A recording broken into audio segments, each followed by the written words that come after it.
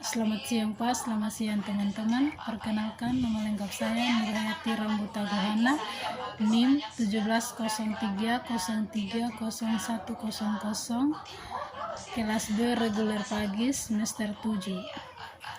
Dalam hal ini saya akan mereview buku ke-9 dengan judul buku Korupsi, Kewirausahaan dan Kesejahteraan Sosial Global. Untuk itu saya akan menjelaskannya. Pada bab yang pertama, para pendukung globalisasi berpendapat bahwa globalisasi berkontribusi pada pertumbuhan ekonomi melalui perkembangan teknologi, kewirausahaan, aktivitas inovatif, meningkat efisiensi dan produktivitas. Bukti juga menunjukkan hal itu, peningkatan perdagangan telah meningkatkan aktivitas ekonomi produktif dalam masyarakat.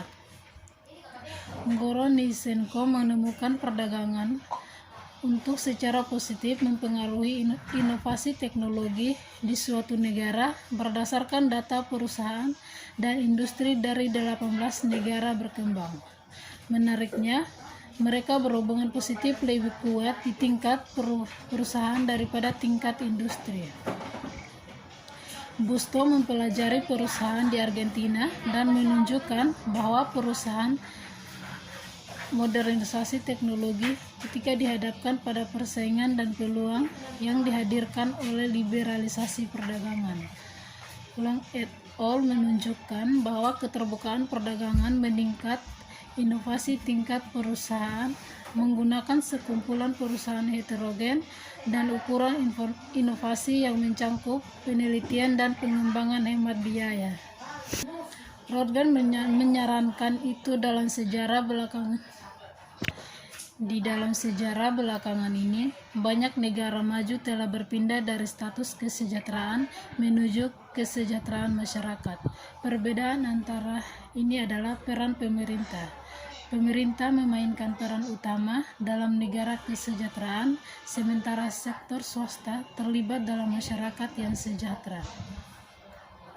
Terlepas dari siapa yang memberikan layanan, tujuan asisten kesejahteraan adalah untuk memberikan perlindungan sosial dan membantu mengurangi ketimpangan di masyarakat. Namun, pengeluaran untuk program perlindungan sosial bervariasi di setiap negara, mencoba seperti yang dilaporkan oleh ILO. Negara-negara di Eropa Barat membelanjakan 2,2% PDB untuk tunjangan anak dari keluarga, sedangkan negara-negara Afrika membelanjakan sekitar 0,2% dari PDB dan negara-negara Asia menghabiskan 1,5% dari PDB. Ketika pemerintah menghabiskan di sektor pendidikan, anggota masyarakat yang memiliki akses pendidikan yang terbatas cenderung untuk mendapatkan keuntungan dari layanan ini. Misalnya, Davoodi et al. Menemukan bahwa negara-negara Afrika Sub-Sahara 12,8% untuk pengeluaran pendidikan dasar pergi ke jumlah terendah dan populasi, namun hasilnya terbalik untuk yang sekunder dan tingkat tersier. Selanjutnya ada beberapa poin penting yang ada dalam materi hari ini. Yang pertama, hubungan antara pembangunan ekonomi dan ketimpangan pendapatan. Masalah ketimpangan ekonomi telah menjadi argumen sentral bagi di kalangan kritikus maupun pendukung globalisasi dan telah menjadi topik utama di lokal dan arena politik nasional di seluruh dunia. Hubungan antara ketimpangan pendapatan dan pembangunan ekonomi telah diperdebatkan selama beberapa dekade. Kuznets menunjukkan bahwa hubungan berbentuk ada antara perkembangan ekonomi dan ketidaksetaraan pendapatan, menunjukkan bahwa pada tahap awal pembangunan, ketimpangan pendapatan bisa menjadi baik. Teori dan studi empiris menunjukkan bahwa ketidaksetaraan menghalangi pembangunan ekonomi. Meskipun perdebatan lanjutan tentang hubungan antara ketimpangan pendapatan dan ekonomi berkelanjutan telah menentukan bahwa lingkungan politik kekayaan sumber daya, dan institusi semuanya berperan dalam menghasilkan ketimpangan pendapatan dalam masyarakat. Selanjutnya, beberapa penyebab tambahan yang mendasari ketimpangan. Perdebatan antara hubungan antara ketimpangan pendapatan dan pembangunan adalah masih belum diselesaikan. Pada saat yang sama, para peneliti mencoba untuk menentukan caranya struktur sosial dan institusi politiknya dapat mempengaruhi ketimpangan pendapatan tingkat dalam masyarakat. Misalnya, lembaga politik demokratis lebih cenderung melakukannya mengurangi ketidaksetaraan daripada kondisi otoriter atau masyarakat oligarki. Seiring dengan perkembangan ekonomi, faktor makroekonomi lainnya seperti inflasi, kebijakan pendidikan, dan infrastruktur dapat membantu mengurangi ketimpangan masyarakat. Dalam beberapa tahun terakhir, para peneliti mempertajam fokus mereka pada peran keuangan sektor. Globalisasi telah menempatkan lebih besar dari pembangunan sektor keuangan, juga liberalisasi keuangan dan perubahan menjadi signifikan, terutama di banyak orang negara berkembang yang berasal dari perencanaan pusat atau tradisi ekonomi proteksionis. Yang ketiga, kepemilikan tanah dan kepemilikan aset.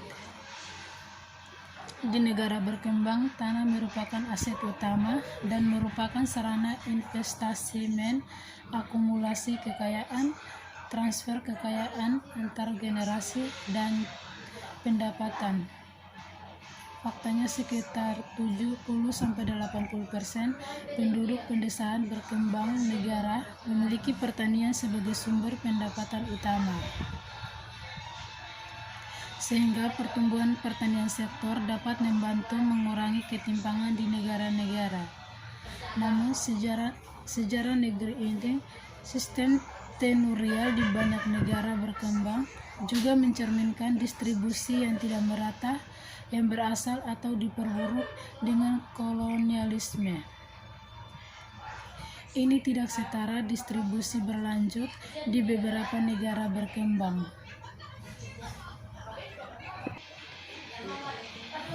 Sedangkan dampak ketimpangan aset terhadap ekosistem pertumbuhan nomik beragam, perannya dikombinasikan dengan ketersediaan jaring pengaman memainkan peran penting dalam kewirausahaan. Yang keempat, kesenjangan upah berdasarkan gender. Selama beberapa dekade terakhir, organisasi internasional dan pemerintah berbeda negara-negara telah mempromosikan dan menerapkan kebijakan untuk mendorong perempuan dalam pekerjaan pasar dan arena politik. Namun, partisipasi pasar tenaga kerja tetap pada level 40-50% di beberapa negara. Di banyak negara berkembang, perempuan memiliki akses terbatas ke pasar tenaga kerja formal, terutama dibandingkan wanita di negara maju. Rata-rata di sekitar dunia 54% wanita berpartisipasi dalam angkatan kerja formal, sementara 81% pria pramegantisipasi. Di negara fokus agraria, perempuan bekerja di perusahaan keluarga atau non-keluarga perusahaan dengan upah yang lebih rendah. Yang kelima, ukuran kewirausahaan. Mirip dengan banyak konseptualisasi kewirausahaan, masih ada ketidaksetujuan tentang bagaimana itu dioperasionalkan dan diukur. Operasi literatur yang ada di rasionalisasi kewirausahaan dalam beberapa cara, termasuk sebagai wirausaha baru, perusahaan formal, kewirausahaan yang baru, lahir, dan perusahaan baru. OECD mendefinisikan diri pekerjaan sebagai individu mengambil tanggung jawab pribadi untuk menjalankan bisnis. Keuntungan yang dihasilkan dari aktivitas ini digunakan untuk menutupi pengeluaran pribadi dan bertindak sebagai penyedia asuransi bagi para pemangku kepentingan. Penggunaan